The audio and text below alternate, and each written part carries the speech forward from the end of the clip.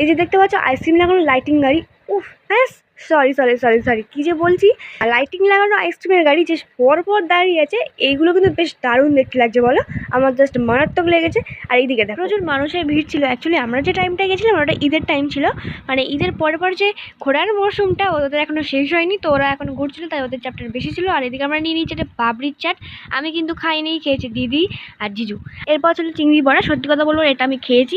আর দিদিকে বললাম একটা ক্যামেরা করতে, আমাকে দেখা আর দেখাতে হবে, তা বলতে আমার মাথাটা কেড়ে দিবি। এটা কিন্তু আমার সাথে চরম অন্যায় হয়েছে বলে দিলাম। এবারের আগে যখন দুবার গেছিলাম তখন না কিছু নিয়েছি, হয় সানগ্লাস নয় ব্যাগ, কিন্তু এবার আমি কিচ্ছু নিইনি। হ্যাঁ নিয়েছি শুধু আমি এটা বেলুন ফোলাবো বললাম, এটাকে সিরিয়াসলি কি বলে আমি জানি না। খাবো বলে নিয়ে নিয়েছে একটা ডাবল ডিমের রোল। কিন্তু সত্যি কথা বলতে রোল আমার একদম পছন্দ না। কত মাস আগে যে খেয়েছি আমার মনে পড়ে না। আর রোলটা সাইজ দেখো, এত বড় রোল কেন হয় ভগবান, মানে একটা গাম্বাট সাইজের, মানে কি বলবো, একটা বড় রোল।